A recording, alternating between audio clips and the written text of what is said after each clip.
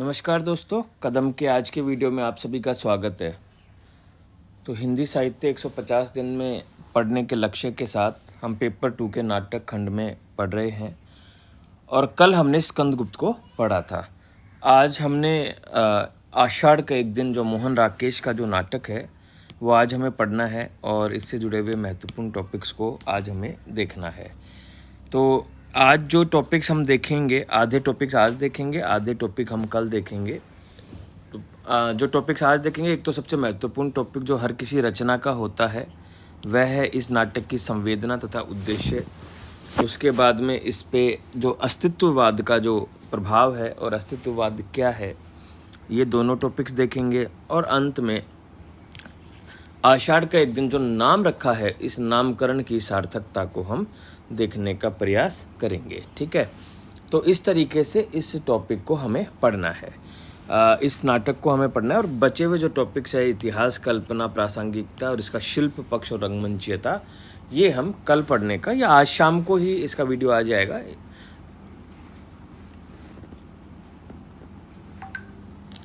ये हम कल पढ़ने का प्रयास करेंगे। ठीक है, तो चलिए इसके टॉपिक्स देखते हैं। आज का वीडियो थोड़ा सा लंबा जा सकता है क्योंकि इसमें काफ़ी सारे टॉपिक्स हैं।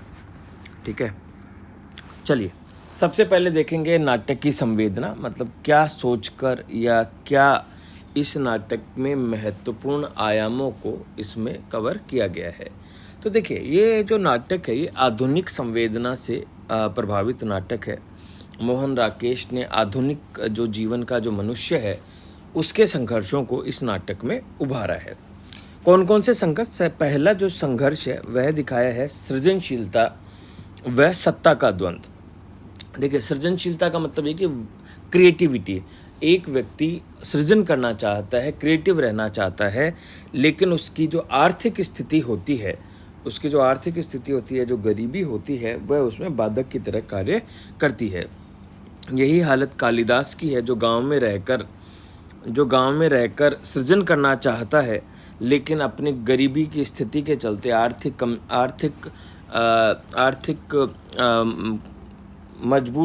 स्थिति मजबूत न होने के चलते जीवन को व्यतीत नहीं कर पा रहा है। सत्ता का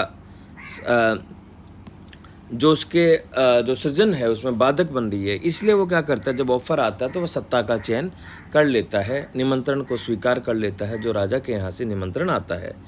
लेकिन जैसे ही वह ऐसा करता है, उसका जीवन एक अप्रमाणिक जीवन में कन्वर्ट हो जाता है।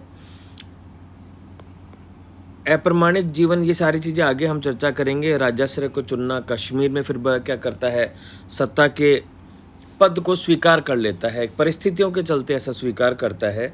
और यही आत्मीय जो निर्णय है, जो स्वयं दिल के भीतर से जो निर्णय लिए जाने चाहिए, उनको ना स्वीकारते हुए बाहरी परिस्थितियों के दबाव में वह ऐसे निर्णय लेता है, जिससे यह द्वंद्व दिखाया है। और आगे हम देखेंगे कैसे यह लीड करता है या यह पुश करता है अप्रमाणिक जीवन को। तो सृजनशीलता व सत्ता के द्वंद्व को यहाँ पर दर्शाया गया है। और इस द्वंद्व में लिए गए निर्णयों से जो बाहरी स्थितियों के दबाव में जो निर्णय लिए जाते हैं, उससे व्यक्ति अप्रमाणिक जीवन जीता है। और उसी अप्रमाणिक जीवन में जो मोहन राकेश है वो प्रमाणिकता की खोज करते हैं। यह अप्रमाणिक जीवन कौन कौन जी रहा है? यह अप्रमाणिक जीवन मल्लिका भी जी रही है, कालिदास भी जी रहे हैं।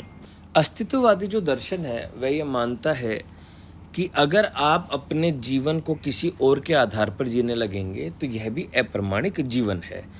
तो मल्लिका जो है वो अपने जीवन का आधार कालिदास को मान लेती है, तो उसका जीवन भी अप्रमाणिक हो जाता है। तो दोनों का अप्रमाणिक जीवन इस रचना में बताया गया है। ठीक है, उसके बाद इस रचना में गांव व शहर में जो प्रकृति एवं व्यक्ति है, उनके जो पारस्परिक जो संबंध है, कि जो प्रकृति के साथ जो संबंध होते हैं, उसमें भी एक द्वंद्व दिखाया है कि किस प्रकार ग्रामीण परिवेश में संबंध अलग होंगे और शहरी परिवेश में संबंध अलग होंगे। ग्रामीण परिवेश में क्या होगा, व्यक्ति अपने को प्रकृति का हिस्सा मानता है, जबकि शहर में क्या होगा, प्रकृति क्या होगी, जो प्रकृति होगी वह मनुष्य की ज़रूरत होगी। तो उपयोगितावादी जो समीकरण हैं वो शहरी जीवन में होते हैं, और जो हम इकोसिस्टम की बात करते हैं, पारिस्थितिकी की बात करते हैं, वह ग्रामीण जीवन में देखने को मिलता है।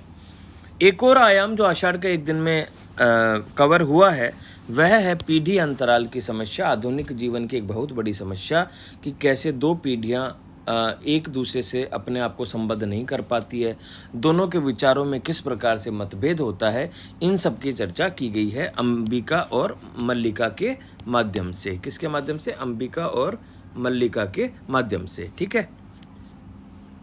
फिर है सत्ता व नौकरशाही का जो चरित्र दिखाया है, किस प्रकार सत्ता असंवेदनशील होती है और नौकरशाही किस प्रकार असंवेदनशील होती है, उसके चरित्रों को दर्शाया है। इसमें एक हरिण शावक का जो प्रसंग है वो सत्ता की क्रूरता को दर्शाता है। इसी प्रकार प्रियंगु द्वारा मल्लिका के विवाह के प्रस्ताव से भी सत्ता की संवेदनहीनता नज़र आती है, और अनुनासिक व अनुस्वार के से जो नौकरशाही की जड़ता भी नज़र आती है। तो एक डायमेंशन यहाँ पे सत्ता व नौकरशाही का चरित्र का भी कवर हुआ है। फिर जो सबसे महत्वपूर्ण चर्चा हुई है इस नाटक में वह है अस्तित्ववादी दर्शन की चर्चा।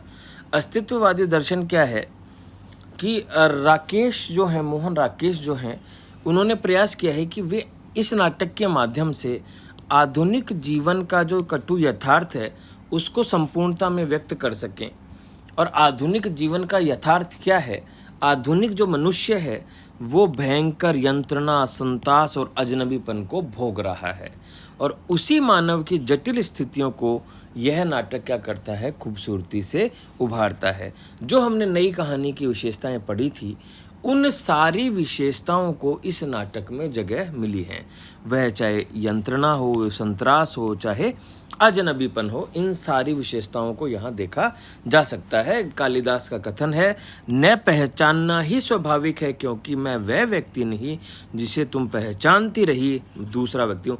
मतलब अपने जीवन के जो अजनबीपन हैं या अपने जीवन की जो समस्याएं हैं, आधुनिक जीवन की जो समस्याएं हैं, उसको यहाँ पर दर्शाया गया है। तो एक बार फिर से मेन पॉइंट्स याद कर लीजिए। सृजनशीलता व सत्ता का द्वंद्व, प्रमाणिक जीवन की खोज, गांव व शहरी जीवन के प्रकृति के साथ जो संबंध है वो, पीढ़ी अंतराल की जो समस्या है, सत्ता व नौकरशाही का जो चरित्र है, और अस्तित्ववादी जो दर्शन की वजह से उभरे हुए आधुनिक मनुष्य की जो समस्याएं हैं, इन सभी को इस नाटक में दर्शाया है। तो यह इस नाटक से जुड़ी हुई संवेदना और उसके उद्देश्य हैं। ठीक है। इससे जुड़े हुए कथन मैंने आपको एक जगह लिख दिए हैं, जो कोटेशंस हैं, ये आप नोट से देख लीजिएगा। अगला जो टॉपिक है, पहला पार्ट जो है इस टॉपिक का, इस नाटक पर अस्तित्ववाद का प्रभाव हमें देखना है। उससे पहले हमें अस्तित्ववाद को समझना होगा। अस्तित्ववाद सीधा सीधा आपसे नहीं पूछा जाएगा, लेकिन नाटक पर अस्तित्ववाद का प्रभाव पूछा जा सकता है। तो जो पहले पार्ट में हम पढ़ेंगे अस्तित्ववाद क्या है, वह परीक्षा की दृष्टि से उतना महत्वपूर्ण नहीं है, लेकिन जो नाटक पर अस्तित्ववाद का प्रभाव है, जो हम सेकंड टॉपिक पढ़ेंगे, वो परीक्षा की दृष्टि से महत्वपूर्ण है। तो पहले हम पढ़ेंगे अस्तित्ववाद का प्रभाव। देख लीजिए, अस्तित्ववाद जो संकल्पना है, यह संकल्पना यूरोपीय दर्शन से आई है। द्वितीय विश्व युद्ध के पश्चात मानव अस्तित्व पर प्रश्न उठे। देखिए, द्वितीय विश्व युद्ध ने विज्ञान और जो तकनीक है उसका क्या प्रभाव हो सकता है मनुष्य जीवन पर, उसको खुले में व्यक्त किया। अब जब इतना बड़ा द्वितीय विश्व युद्ध के बाद में जैसे न्यूक्लियर अटैक हुआ, उसके बाद में मानव जो जीवन है वो एक क्षणिक लगने लगा और उसके अस्तित्व पर सवाल उठने लगे। सार्त्र व कामू जैसे विद्वानों ने एक सवाल उठाया कि मनुष्य के जीवन का अस्तित्व है ही क्या, मनुष्य के जीवन के अस्तित्व का महत्व क्या है, या अस्तित्व की प्रासंगिकता है क्या। तो उन्होंने क्या कहा कि मनुष्य, ये जो विज्ञान तकनीक है, इनसे जो बढ़कर मनुष्य की जो आत्मनिष्ठा है, मनुष्य का जो व्यक्तित्व है, उस पर बल दिया जाना चाहिए। उन्होंने मानव के वस्तुकरण पर का प्रचंड विद्रोह किया। यही जो थॉट प्रोसेस निकल के आया, यही अस्तित्ववाद कहलाया। मनुष्य के अस्तित्व पर सवाल उठाया किसके परिप्रेक्ष्य में? द्वितीय विश्व युद्ध के परिप्रेक्ष्य में। तो यह जो दृष्टिकोण है यह मानव केंद्रित दृष्टिकोण है, जिसके केंद्र में कौन है? मानव है। मानव एकमात्र साध्य है, प्रकृति के शेष उपादान क्या है? वस्तु है। मनुष्य को केंद्र में रखा जाए, साध्य के रूप में रखा जाए। मानव का जो महत्व है वह आत्मनिष्ठा में यानी कि वस्तुनिष्ठता में है। वस्तुनिष्ठता में व्यक्ति ऑब्जेक्टिफाई हो जाएगा, व्यक्ति का वस्तुकरण हो जाएगा। विज्ञान व तकनीक ने मानव को क्या बना दिया है? वस्तु बना दिया है। एक वस्तु की तरह विज्ञान और तकनीक मानव को ट्रीट कर रहा है। मनुष्य एक स्वतंत्र प्राणी है, जिसकी स्वतंत्रता का अर्थ उसकी चयन की स्वतंत्रता है, ठीक है ना? उसकी चयन की स्वतंत्रता। मनुष्य की स्वतंत्रता क्या है? वो अपने उसके पास विकल्प और उन विकल्पों में वो चयन करे, यही स्वतंत्रता ही मनुष्य की स्वतंत्रता है। और चयन कैसे करे? बाहरी दबाव से नहीं, बल्कि अपनी अंतरात्मा से। यह कथन है महान विद्वान का कि महान से महान व्यक्ति की महानता भी संदिग्ध हो रह जाती है यदि वह अपने निर्णय को अपनी अंतरात्मा के सामने स्पष्ट नहीं कर पाता। किरकेगार्ड का ये कथन है। तो अपनी अंतरात्मा से किया हुआ निर्णय ही क्या है? स्वतंत्र निर्णय है, प्रामाणिक निर्णय है। यह जो स्वतंत्रता जो मिली है, यह निरपेक्ष नहीं होगी।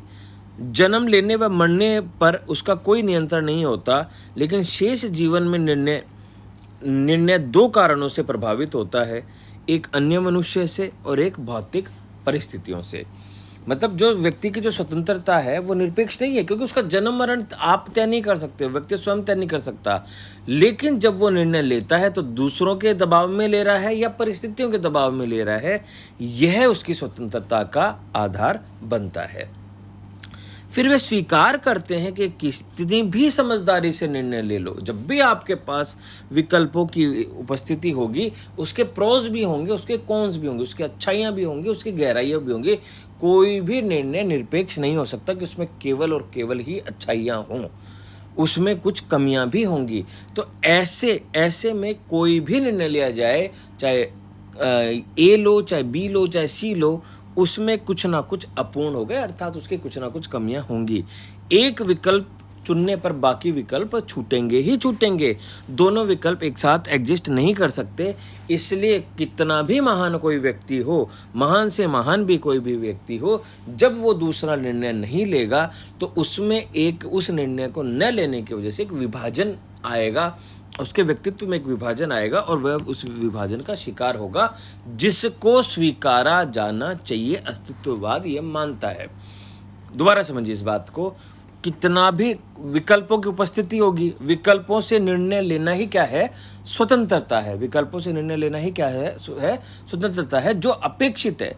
लेकिन जब आप विकल्पों से निर्णय लोगे तो कहीं ना कहीं जो विकल्प छूटेंगे, उन विकल्पों के छूटने से कुछ कमियां नजर आएंगी। उन कमियों से व्यक्तित्व में विभाजन देखने को मिलेगा और वह विभाजन स्वाभाविक है, जो महान से महान व्यक्ति में भी होगा, यह अस्तित्ववाद कहता है। अब जब ये विभाजन आएगा, व्यक्तित्व में विभाजन आएगा, तो एक प्रकार का विसंगति बोध मनुष्य के जीवन में आता है। यह विसंगति बोध का सामान्य अतार्किकता होता है, लेकिन यहाँ पर विसंगति बोध क्या है? निरर्थक जीवन को ढोए जाने की त्रासदी। जैसा वह है और जैसा उसे होना चाहिए का अंतराल। देखिए होगा क्या, दोबारा समझाता हूँ इस चीज़ को। हमने देखा कि स्वतंत्र निर्णय लिया जाना, अस्तित्ववाद क्या कहता है? मनुष्य को स्वतंत्र निर्णय लेना चाहिए। बाधक कौन है? दो, आसपास के लोग और परिस्थितियाँ। अगर मान लीजिए उसने स्वतंत्र अपनी इच्छा से निर्णय नहीं लिया है, उसने परिस्थितियों के दबाव के चलते निर्णय ले लिया है या बाहरी लोगों के दबाव के चलते निर्णय ले लिया है, तो वो निर्णय उसको क्या चलेगा? अगर वह अपनी आत्मा के सामने उसको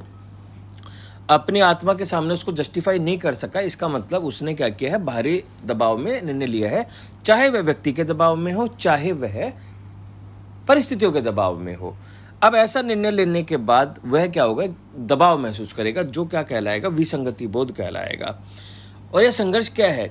समाज उसे बोलेगा तू ये निर्णय ले, दूसरा व्यक्ति बोलेगा तू ये निर्णय ले। तो जैसा वह है और जैसा होने चाहिए का हमेशा क्या रहेगा? एक अंतराल बना रहता है। अब जब ये विसंगति बोध भी आ गया, विभाजन भी आ गया, तो इसके परिणाम स्वरूप होगा क्या? व्यक्ति आत्मनिर्वासन या अजनबीपन या अलगाव की समस्या से जूझता है। किससे? आत्मनिर्वासन, अजनबीपन या अलगाव की समस्या से व्यक्ति जूझता है। अंतरात्मा के विरुद्ध वह निर्णय लेने से वह स्वयं से क्या होगा, दूर होता चला जाएगा, जो क्या कहलाएगा, आत्मनिर्वासन। और एक स्थिति यह आता है कि वह स्वयं को भी नहीं पहचान पाता, जो क्या कहलाता है, अजनबीपन। और व्यक्ति क्या करेगा, जब वह स्वयं को नहीं पहचान पाता है तो वो क्या करेगा, वह निर्णय जो होगा उसका अधिकार किसी और को दे देता है, जो क्या कहलाता है, आत्म प्रवंचना कहलाती है। और मनुष्य का क्या हो जाता है, वस्तुकरण। क्योंकि जब खुद ही निर्णय नहीं ले रहा, आप केवल दूसरों के निर्णय पे काम कर रहे हो, तो वो क्या हो जाएगा, मनुष्य का वस्तुकरण हो जाता है।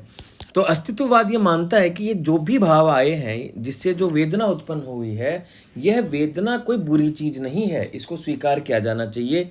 इससे अगर आप पलायन करते हो, भागते हो, तो वह जीवन अप्रामाणिक होगा, ना कि इस वेदना को झेलना अप्रामाणिक होगा। इसको झेलना क्या है, वही प्रामाणिक जीवन है। तो बेसिकली इस वेदना, अजनबीपन, संतरास, ऐसे भावों को जीवन के यथार्थ के रूप में अस्तित्ववाद स्वीकारता है। तो ये तो पूरा कॉन्सेप्ट मैंने आपको समझाया। उम्मीद है ये कॉन्सेप्ट आपको समझ में आया होगा कि अस्तित्ववाद है क्या। अब हम बात करेंगे इसी अस्तित्ववाद को का प्रभाव आषाढ़ के एक दिन पर कहाँ देखने को मिलता है। तो सबसे पहले हमने बात की कि व्यक्ति बाहरी परिस्थितियों के चलते क्या करता है, दो तरह की बाहरी परिस्थितियां हो सकती है। एक आसपास के लोगों के, दूसरे लोगों के दबाव में या परिस्थितियों के दबाव में एक निर्णय लेता है, जो निर्णय क्या होगा, गलत साबित होगा, क्योंकि वह निर्णय दबाव में लिया गया निर्णय है। तो कालिदास जो आषाढ़ का एक दिन का प्रमुख जो चरित्र है, वह पहला गलत निर्णय लेता है, राजकीय निमंत्रण को स्वीकार कर लेता है बाहरी परिस्थितियों के दबाव के चलते। क्योंकि गांव में वह क्रिएटिविटी से जुड़ा हुआ है, साहित्यिक रचनाएं लिख रहा है, लेकिन आर्थिक स्थिति उसकी क्या है, खराब है, जिससे वह आर्थिक स्थिति के दबाव के चलते इस निमंत्रण को स्वीकार कर लेता है और अपनी मूल जो स्थिति है उससे क्या होता है, दूर हट जाता है। तो उस वो बाहरी परिस्थितियां क्या थी, आर्थिक अभाव, सामाजिक तिरस्कार जैसे तत्व उसे क्या करते हैं, ऐसी प्रतिक्रिया पर मजबूर करते थे। निर्णय क्या है, बाहरी परिस्थितियों में और बाह्य सामाजिक दबाव में लिया गया है। दूसरा गलत निर्णय क्या करता है, वह कश्मीर का राजा बनने के लालच में अपने मूल व्यक्तित्व को पूरी तरह से भुला देता है। तो अब क्या होगा, आंतरिक जीवन में क्या पाएगा, वो निरर्थकता बोध, जो भी हमने बात की, जो मैं हूं और जो मुझे होना चाहिए मैं उसके क्या है, उसके भी निरंतर संघर्ष चलता रहता है। सारी प्रक्रिया क्या होती है, विफलता की ओर उसको ले जाती है। उससे क्या होगा, विसंगति बोध आएगा। और यह विसंगति बोध केवल कालिदास का नहीं है, या मल्लिका का भी है, या विलोम का भी है, क्योंकि दोनों भी बाहरी परिस्थितियों के चलते दबाव में निर्णय लेते हैं। जैसे मल्लिका क्या है, मल्लिका बाहरी परिस्थितियों के चलते वेश्या बन जाती है और वह विलोम को अपना जो साथी है वो चुनती है, तो वह भी क्या है, एक निर्वासित जीवन व्यतीत कर रही है। ऐसे ही विलोम भी कर रहा है। तो इस विसंगति बोध का परिणाम क्या होता है, मनुष्य अपने व्यक्तित्व से अलग हो जाता है, जिसे आत्मनिर्वासन या अजनबीपन कहते हैं। वह अपने स्वयं की हत्या करता है। धीरे धीरे उसी के लिए अपने मूर्त व्यक्तित्व को पहचानना भी क्या हो जाता है, असंभव हो जाता है, जो तीनों पात्रों में देखने को मिलता है। जैसे कालिदास का यह कथन देखिए, संभवतः पहचानती नहीं हो और न पहचानना स्वाभाविक है, क्योंकि मैं वह व्यक्ति नहीं हूं जिसे तुम पहचानती रही हो, मैं बदल चुका हूं, दूसरा व्यक्ति हूं। और सच कहूं तो वह व्यक्ति हूं जिसे मैं स्वयं भी नहीं पहचानता। ये बहुत प्यारा कथन है, जो इस पूरी परिस्थिति अस्तित्ववाद को, अजनबीपन को, आत्मनिर्वासन को एक ही अगर ये कहें कि पैराग्राफ में दर्शाना हो, तो ये कथन आप अवश्य प्रयोग में ला सकते हैं। तो इसी आद्य अधूरापन का शिकार मैंने बताया कालिदास, मल्लिका, विलोम है। यह अधूरापन न केवल इन तीनों पात्रों का है, बल्कि संकेतात्मक अर्थ में, प्रतीकात्मक अर्थ में इनको लेते हुए मोहन राकेश ने दर्शाया है कि यह लगभग हर उस शहरी व्यक्ति का है जो व्यक्तित्व अंतर्विभाजन और आधुनिक जीवन की सामान्य समस्याओं से उपजा है। बेसिकली ये कहना चाह रहे हैं कि शहरी मध्य वर्ग के हर उस व्यक्ति का यह समस्या देखने को मिलती है। तो ये आउटलाइन कर दिए हैं मैंने, जो इससे पॉइंट्स निकलेंगे जिस क्रम में आपको लिखना है। तो ये अस्तित्ववाद और अस्तित्ववाद का आषाढ़ के एक दिन पर प्रभाव हुआ। अब हम देखेंगे आषाढ़ का एक दिन की शीर्षक का क्या महत्व है, या शीर्षक की सार्थकता। देखिए, हमने बार बार पढ़ा है, महाभोज का भी हमने शीर्षक पढ़ा था। हमने कहा था कि शीर्षक वो होना चाहिए जो रचना के मूल प्रतिपाद्य को धारण करने में सक्षम हो या मूल कथ्य को अभिव्यक्त करने में सक्षम हो। तो मूल प्रतिपाद्य क्या है? सत्ता व सृजनशीलता का द्वंद्व। मतलब इस रचना का जो आषाढ़ का एक दिन जो रचना है उसका मूल प्रतिपाद्य है, जो अब भी हमने संवेदना पढ़ी थी, उन्हीं के बिंदुओं में सत्ता व सृजनशीलता का द्वंद्व, आधुनिक मानव के जो भी चुनौतियां हैं, आत्मविखंडन, आत्मनिर्वासन, विसंगतिपूर्ण जीवन, इन सब को यह नाटक व्यक्त करना चाहता है। अब बात करते हैं क्या इस मूल प्रतिपाद्य को आषाढ़ का एक दिन शीर्षक धारण करने में सक्षम है कि नहीं है। तो पहले देखते हैं मोहन राकेश ने यह नाम चुना क्यों। देखिए, उनका जो नाटक है उसका मूल जो पात्र है वो कौन है? कालिदास है। तो कालिदास की एक रचना है मेघदूत जो उन्होंने पढ़ी थी, उसमें एक कथन बार बार बीज वाक्य के रूप में उभरता है, वह है आषाढ़स्य प्रथमे दिवसे, जिसका अर्थ होता है आषाढ़ का पहला दिन। तो यह केंद्रीय वाक्य है उस पूरी रचना का, और उनको यह एहसास होता है, मोहन राकेश को यह एहसास होता है कि मेघदूत में, कालिदास द्वारा रचित मेघदूत में जो उन्होंने यक्ष की पीड़ा दर्शाई है वह कालिदास की ही पीड़ा है, वह उनके व्यक्तित्व की ही पीड़ा है जो मेघदूत के माध्यम से व्यक्त हुई है। उन्होंने लिखा भी है, मेघदूत को पढ़ते हुए मुझे लगा कि यह कहानी निर्वासित यक्ष की उतनी नहीं है जितनी स्वयं अपनी आत्मा से निर्वासित कवि की अर्थात कालिदास की। तो जब उनको ये लगा कि यह कहानी तो कालिदास की ही है, तो आत्मा से निर्वासन की जो पीड़ा यक्ष झेल रहा है वह मूलतः कौन झेल रहा है? वह कालिदास ही झेल रहा है। तो क्यों ना इस रचना के इस वाक्य से रचना का नाम रखा जाए, क्योंकि वे जो पीड़ा दर्शा रहे हैं आधुनिक मनुष्य की, मध्यम वर्गीय जो मनुष्य की पीड़ा कालिदास की ही दर्शा रहे हैं, इसलिए इस नाम को उन्होंने रखा है। और ये इस बात का प्रमाण क्या है? यह बात उन्होंने स्वयं कालिदास से अपने नाटक में कहलवाई भी है। मैं जानता हूं मैंने यहाँ रहकर कुछ नहीं लिखा, जो कुछ लिखा है वह यहाँ के जीवन का ही संचय है। मेघदूत के यश की पीड़ा मेरी ही पीड़ा है और विरह विमर्दित यक्षिणी तुम हो। ये मल्लिका को कह रहे हैं कालिदास। तो यहाँ पर ये रचनाकार का दृष्टिकोण आता है कि आषाढ़ का एक दिन नामकरण क्यों रखा गया। फिर उन्होंने आषाढ़ का नामकरण रखने के बाद आषाढ़ को रचना में पर्याप्त महत्व भी दिया है। कैसे? कालिदास जो है वो गांव में लौटकर ग्रामीण जीवन के प्रति अपनी संबद्धता को आषाढ़ के माध्यम से ही व्यक्त किया। आषाढ़ एक मौसम है, उस मौसम के माध्यम से ही उन्होंने व्यक्त किया। पूरे बारिश का जो मौसम दिखाया है, उस पूरे बारिश के मौसम के इर्द गिर्द ही पूरी कहानी घूमती है। तो कालिदास जो वापस जब गांव आता है तो वह आषाढ़ से अपनी संबद्धता को ढूंढता है। मुझे वर्षों से पहले यहाँ लौट आ जाना चाहिए था, ताकि यहाँ वर्षा में भीगता लिखता वह सब जो मैं अब तक नहीं लिख पाया हूँ, और जो आषाढ़ के मेघों की तरह वर्षों से मेरे अंदर उमड़ रहा है। तो हर केंद्र में कौन है? आषाढ़। एक आषाढ़ केंद्र में रहती है। तीसरा जो लॉजिक है वो ये है कि यह जो नाटक लिखा गया है यह कोई उद्देश्यपरक नाटक नहीं है, यह कोई चरित्र प्रधान नाटक नहीं है, यह स्थिति प्रधान नाटक है, जहाँ पे स्थितियाँ महत्वपूर्ण रोल अदा करती हैं। घटनाओं से ज्यादा महत्व क्या है? किसका है? यहाँ पर स्थितियों का है। और स्थितियों ने यहाँ चरित्रों को नहीं बनाया है जो सामान्यतः अन्य रचनाओं में होता है, बल्कि स्थितियों ने चरित्रों का निर्माण किया है। चरित्रों ने स्थितियां नहीं बनाई हैं, बल्कि स्थितियों ने चरित्रों का निर्माण किया है। स्थितियां क्या है? हावी हैं। इसलिए स्थिति प्रधान नाटक है, और वह उन स्थितियों में सबसे महत्वपूर्ण स्थिति है आषाढ़ का एक दिन। कालिदास का व्यक्तित्व, कवित्व, विकसित वंचित होना या उसका सूख जाना, वो सब किसकी पृष्ठभूमि में हुआ है? आषाढ़ के एक दिन की स्थिति की पृष्ठभूमि में ही हुआ है। उसी में कालिदास का कवित्व विकसित भी हुआ है और बाद में वंचित होकर सूख भी गया है। एक और रीजन है कि यह रचना का जो नाम है वो सर्वश्रेष्ठ नाम है, या ये कहें नाम का जो अर्थ निकलता वह ये है कि यह एक प्रतीकात्मक अर्थ को धारण करता है, क्योंकि प्रतीकात्मक अर्थ में यह व्यक्तिगत जो जीवन है उसके मेघों को संदर्भित करता है। बरसता है जब यह मेघ, तो उसमें मूल व्यक्तित्व को व्यक्ति क्या कर पाता है? अभिव्यक्त कर पाता है। मतलब क्या है? व्यक्तित्व जो है उसका जो व्यक्तित्व का जो जीवन है उसको मेघों की तरह दर्शाया है, और मूल व्यक्तित्व को जब वो बरसेगा तो मूल व्यक्तित्व को अभिव्यक्त कर पाएगा। मल्लिका व कालिदास जब भी भीगते हैं वह उनके भावनाओं के आकंठ को दर्शाता है, कि भावनाओं का अतिरेक है समय पर। जब वो मिलते हैं तो ये मेघ बरसते हैं, और जब ये तनाव होता है तो ये मेघ गरजते हैं। तो इस पूरा प्रतीकात्मक अर्थ में आषाढ़ का एक दिन को धारण किया गया है। कालिदास जब मेघों से दूर चला जाता है तो वह एक यांत्रिक व भावना रहित जीवन जीता है, और फिर जब वापस मेघों की दुनिया में लौटना चाहता है, वो आषाढ़ के दिनों में लौटना चाहता है। तो यह प्रतीकात्मक अर्थ है। तो हम यही कहेंगे निष्कर्ष में कि यह उत्कृष्ट नाम है। क्यों? एक तो कालिदास से संबद्धता इससे दर्शाई जा पा रही है।